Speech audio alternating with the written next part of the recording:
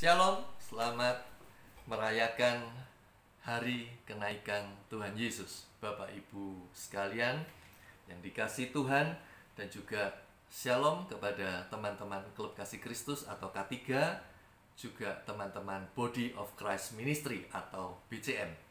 Hari ini kita merayakan kenaikan Tuhan Yesus Kristus. Nah, satu ketika beberapa tahun yang lalu saya pernah diminta untuk melayani ibadah di sebuah gereja dengan tema kenaikan Tuhan Yesus. Dan waktu itu saya masih belum tahu apa yang menjadi makna atau pesan Tuhan tentang kenaikannya. Kalau Natal kita sudah sering tahu bahwa maknanya adalah kemurahan Tuhan, kasih Tuhan, anugerah Tuhan. Paskah tentang pengorbanan Tuhan Yesus. Tetapi tentang kenaikan, apa ya maksud Tuhan? Apa maknanya dengan kenaikan Tuhan Yesus? Dan ayat ini Tuhan berikan kepada saya, Yohanes pasal 14 ayat 1 kita baca, "Janganlah gelisah hatimu, percayalah kepada Allah, percayalah juga kepadaku. Di rumah Bapakku banyak tempat tinggal. Jika tidak demikian, tentu aku mengatakannya kepadamu. Sebab aku pergi ke situ untuk menyediakan tempat bagimu." Puji Tuhan. Allah itu Allah yang baik. Allah pencipta langit bumi, alam semesta raya. Tuhan kita, Yesus Kristus, sangat baik. Kenapa? Filipi pasal 2 berkata, "Ia yang dalam rupa Allah tidak menganggap kesetaraan dengan Allah sebagai hal yang harus dipertahankan, melainkan telah mengosongkan dirinya, mengambil rupa hamba manusia, menjadi manusia taat, bahkan sampai mati di kayu salib." Untuk apa? Untuk menebus dosa kita, untuk membasuh hidup kita, untuk menggantikan kebinasaan kita. Dia udah lakukan itu. Allah menanggalkan kemuliaannya. Allah menanggalkan kemuliaannya, menjadi hina, menjadi hamba, bahkan mati, dicambuk, dianiaya, disalibkan untuk mengasihi umat manusia, sehingga barang siapa yang percaya kepadanya tidak binasa, melainkan beroleh hidup yang kekal. Tidak cukup di sana. Ternyata setelah Tuhan Yesus bangkit dari kematian dan mengalahkan maut, dia katakan hal ini, "Aku pergi ke rumah Bapa untuk menyediakan tempat bagimu." Saya bilang, "Tuhan, Engkau baik sekali. Engkau sudah mati, Engkau sudah dianiaya, Engkau sudah disalibkan, menderita buat kami. Yang harusnya kami yang binasa, Engkau menggantikan. Nggak cukup sampai di situ, sekarang Engkau bilang, aku pergi ke rumah Bapa untuk menyediakan tempat bagimu." Saya pikir, wow, Tuhan itu baik kepada umat manusia. Luar biasa. Bapak Ibu, kalau tanah di bumi ini masih orang bisa beli, tapi surga itu begitu mulia, saya yakin. Begitu mulia, nggak bisa dibeli. Nggak ada yang mampu beli tanah di surga. Tapi Tuhan bilang, "Aku sediakan tempat bagimu. Aku berikan rumah, supaya di mana aku berada, kamu berada." Saya pikir, wow. Saya kok belum pernah ketemu ya.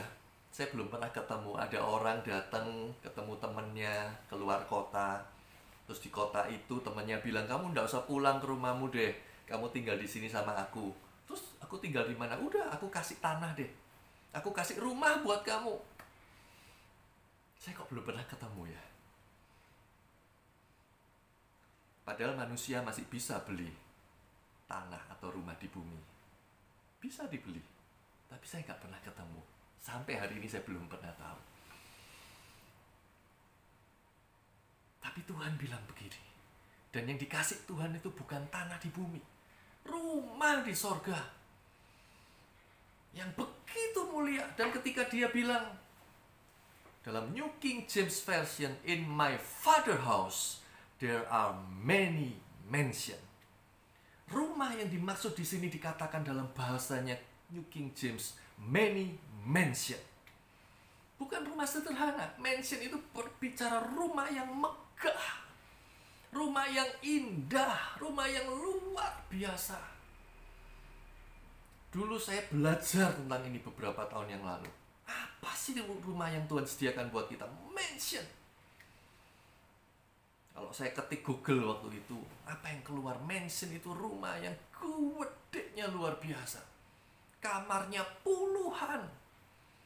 Ada kamar sauna, ada kolam renang besar, ada lapangan tenisnya, ada tempat olahraganya. Gede sekali, itu baru bisa dibilang mansion. Dan itu yang dimaksudkan. Makanya ketika kita belajar di Wahyu tentang Yerusalem yang baru, kota kudus itu yang Tuhan sediakan buat kita. Kita di situ diperlihatkan bahwa tempat yang Tuhan sediakan buat Bapak, Ibu, dan saya yang percaya kepadanya. Dikatakan kota itu sebening kristal. Ya, luar biasa. Permata. Ya, permata-permata, saya tidak tahu jenis permata, tapi ada di situ. Yaspis, krisopras, mewah-mewah. Jalannya emas murni. Tuhan sediakan yang terbaik. Yang kedua, dia bukan hanya sediakan tempat. Ketika Tuhan Yesus naik, dia sediakan tempat yang pertama. Yang kedua, ayat yang ketiga. Dan apabila aku telah pergi ke situ dan telah menyediakan tempat bagimu, aku akan datang kembali dan membawa kamu ke tempatku, supaya di tempat di mana aku berada, kamu pun berada. Wow, Tuhan itu baik sekali ya. Dia bukan hanya sediakan tempat buat kita, kasih rumah buat kita, tapi dia juga mau datang yang kedua kalinya ke bumi ini, di awan-awan nanti. Kedatangan Tuhan Yesus yang kedua kalinya. Untuk apa? Untuk menjemput kita, untuk membawa kita ke tempatnya. Supaya di tempat di mana dia berada, di situ pun kita berada. Tuhan mau pastikan kita nggak kesasar. Tuhan mau pastikan kita tidak tersesat. Tuhan mau pastikan bahwa setiap kita, orang yang percaya kepadanya, orang yang taat kepadanya, dan orang yang setia sampai akhir di dalam kesungguhan, akan dibawa, diangkat dalam kemuliaannya, supaya di tempat di mana dia berada, di situ pun kita berada. Wow, Tuhan itu sangat baik. Nah, ada hal yang penting yang kita juga perlu lihat di dalam Roma pasal 12. Roma pasal 12 ayat 1 yang kedua, Rasul Paulus menasehatkan kepada kita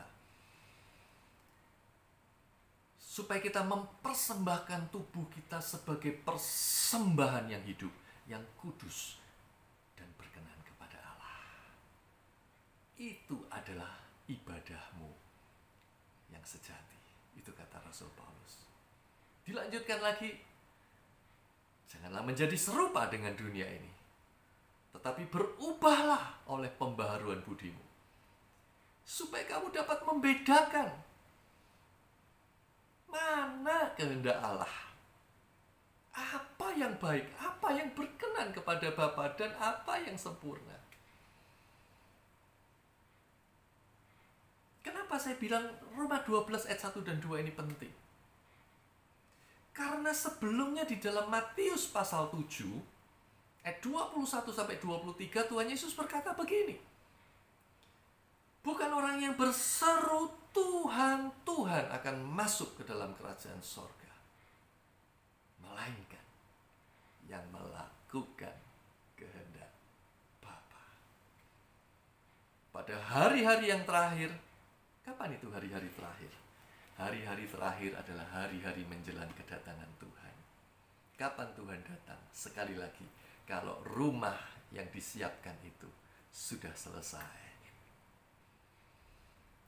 Tuhan akan datang. Dan pada hari-hari terakhir, Tuhan bilang, pada hari-hari terakhir akan banyak orang berseru kepadaku, Tuhan, Tuhan, bukankah aku sudah berbuat demi namamu Bukankah aku sudah mengusir setan? Bukankah aku sudah mengadakan tanda-tanda mujizat banyak demi namamu? Tapi Tuhan bilang dalam Matius pasal 7 itu, aku berterus terang kepadamu, aku tidak mengenal kamu, hai kamu sekalian pembuat kejahatan. Karena itulah saya bilang Roma 12 ini penting sekali. Tentu saja bernubuat itu sangat baik. Tentu saja mengusir setan itu berkenan kepada Tuhan. Tentu saja mengadakan banyak tanda mujizat kesembuhan itu sangat membantu. Karena Tuhan sendiri melakukan ketika dia ada di atas muka bumi. Tuhan Yesus mengusir setan, melakukan tanda-tanda mujizat, menyembuhkan orang sakit. Untuk apa? Untuk menolong umat manusia. Untuk memulihkan umat manusia, untuk memberikan kelegaan kepada umat manusia. Itu sangat baik. Tapi bukan itu.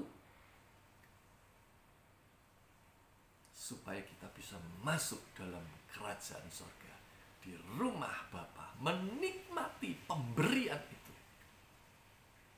Tuhan bilang, yaitu yang melakukan kehendak Bapa. Karena itu Roma 12 penting bagi saya.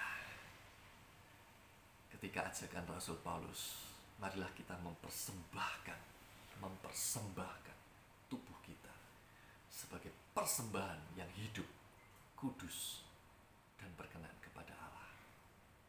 Tubuh kita, perkataan kita, perbuatan kita, pikiran kita. Kita masih harus banyak belajar. Proses demi proses, perlahan-lahan kita belajar. Mempersembahkan tubuh ini sebagai persembahan yang hidup, kudus, dan berkenan kepada Allah. Karena itulah ibadah yang sejati. Tidak menjadi sama dengan dunia, berubah oleh pembaruan budi, supaya dapat membedakan mana kehendak Allah, apa yang baik, yang berkenan, dan yang sempurna. Persembahkan hidup. Saya ingat tahun lalu, kira-kira bulan September atau Oktober, saya sedang merenungkan kebaikan Tuhan. Tuhan Yesus begitu baik. Saya menjadi begitu mengucap syukur, kebaikan Tuhan luar biasa sekali. Sangat baik. Sehingga waktu itu saya merenungkan Tuhan, di sisa usiaku, tidak tahu Engkau berikan jatah berapa tahun lagi, mungkin 20, 30 atau berapa tahun lagi, tidak tahu. Sisa pulang harus 70, 75, 80, tidak tahu. Tapi apa ya Tuhan, Engkau ini begitu baik, Engkau begitu baik. Aku nggak bisa balas kebaikan Tuhan. Tapi paling tidak apa yang bisa aku buat? Dan tiba-tiba itu keluar, bangun gereja.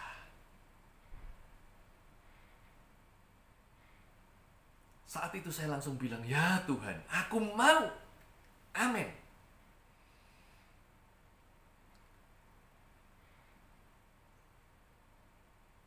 Kalau Tuhan kasih 20, 25 atau 30 tahun.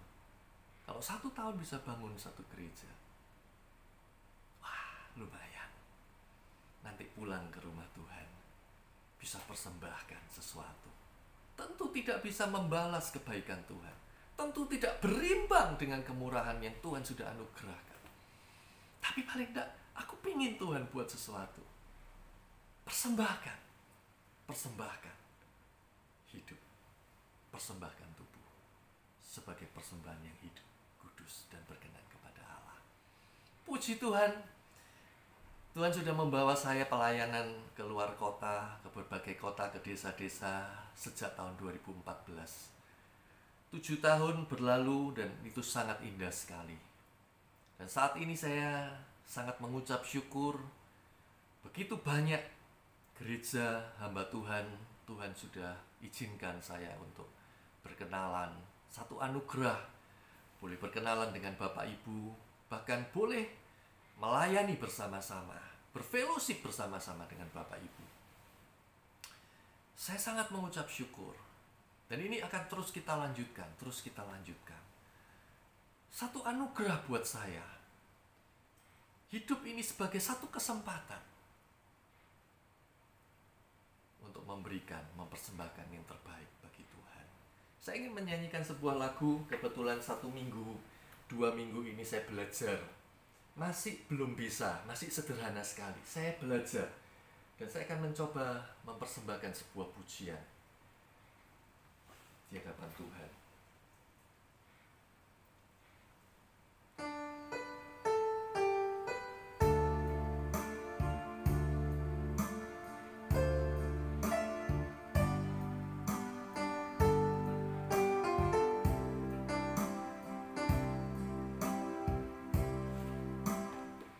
Maaf, salah.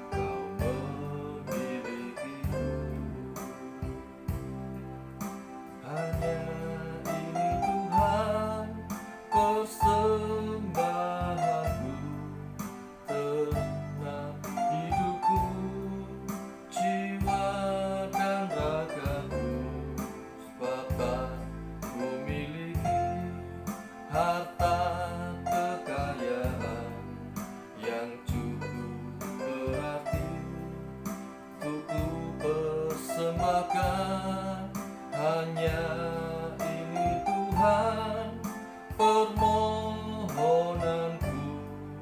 Terimalah Tuhan persembahanku. Pakailah hidupku sebagai alatmu seumur hidupku.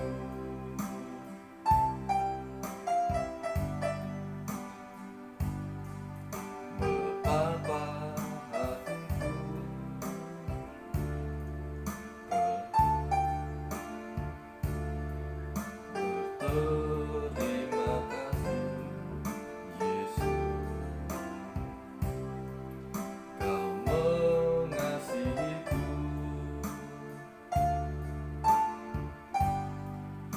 Kau memilikiku.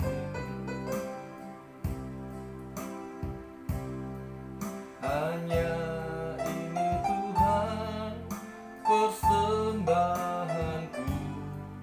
Segenap hidupku, jiwa dan ragaku, sebab tak kumiliki harta kekayaan yang cukup berarti untuk ku persembahkan. Hanya ini Tuhan, permohonanku. Terimalah Tuhan persembahanku. Pakailah hidupku sebagai alatmu seumur hidupku.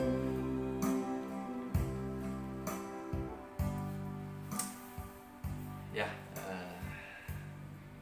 saya suka belajar dan saya mengucap syukur mulai bisa. Ya, belum sempurna, apalagi tadi masih grogi, banyak salah. Nah, apa yang Tuhan berikan adalah membangun gereja. Dan saya sangat mengucap syukur saat ini saya boleh berkenalan dengan Bapak Ibu. Dan saya juga mengucap syukur mendapat kesempatan dari Bapak Ibu untuk saya boleh melayani bersama-sama dengan Bapak Ibu di gereja masing-masing dalam ibadah-ibadah hari Minggu. Dan tentu saja saat ini masih pandemi, kita juga masih membatasi 1 bulan 1 kali aja kita melayani. Nah, tentu di samping itu juga kesempatan untuk berfellowship dengan Bapak Ibu. Ini satu anugerah yang besar. saya mengajak mari kita membangun tubuh Kristus. Yesaya 54 ayat yang kedua. Yesaya pasal 54 ayat yang kedua, membangun gereja. Yesaya 54 ayat kedua, lapangkanlah tempat kemahmu dan bentangkanlah tenda tempat kediamanmu. Janganlah menghematnya, panjangkanlah tali-tali kemahmu dan pancangkanlah kokoh-kokoh patok-patokmu. Sebab engkau akan mengembang ke kanan dan ke kiri, keturunanmu akan memperoleh tempat bangsa-bangsa dan akan mendiami kota-kota yang sunyi. Ayat ini Tuhan berikan ketika saya dapatkan tentang membangun gereja. Lapangkanlah tempat kemahmu, bentangkan tenda kediamanmu, pancangkan kokoh patoknya, jangan menghemat. Sebab engkau akan mengembang ke kanan dan ke kiri.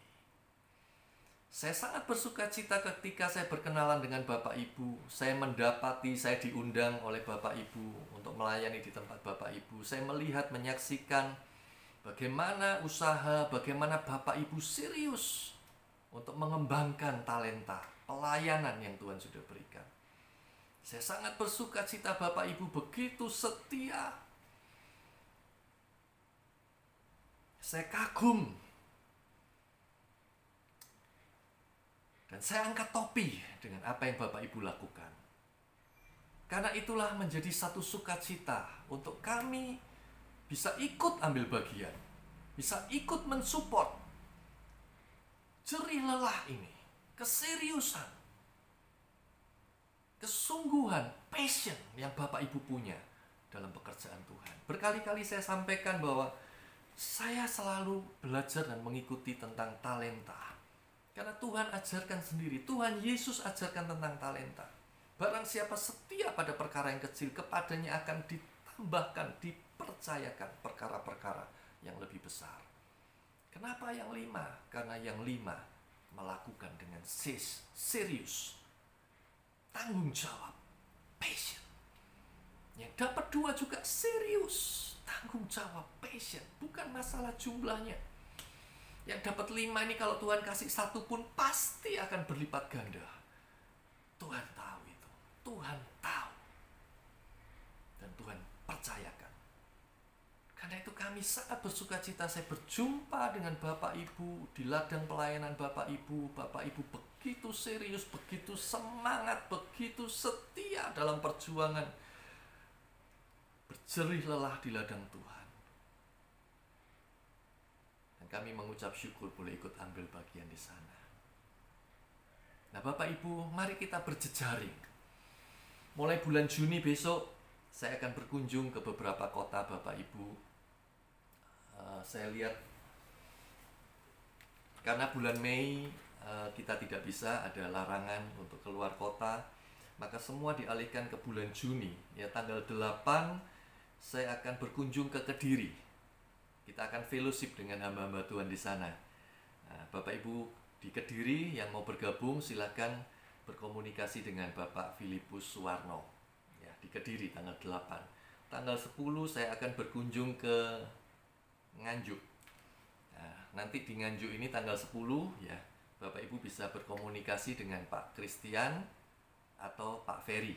Ya, saya sudah sampaikan ke depan nanti Nganjuk ini akan kita pecah, Nganjuk dan Kertosono, supaya yang di Kertosono tidak terlalu jauh ke Nganjuk.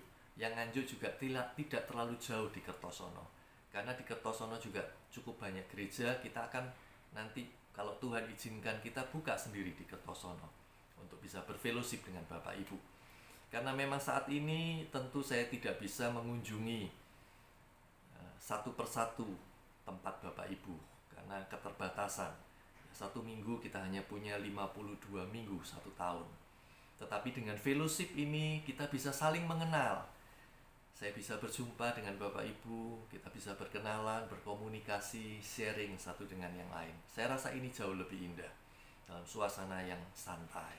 Ya, tanggal 10 kita di Nganjuk Kertosono. Tanggal 12 di antara Kediri Tulungagung, Kubu Doa, Bapak Ibu yang berminat nanti bisa menghubungi Bapak Kusumo Raharjo ya, tanggal 12. Setelah itu tanggal 21 saya akan berkunjung ke Sitiarjo.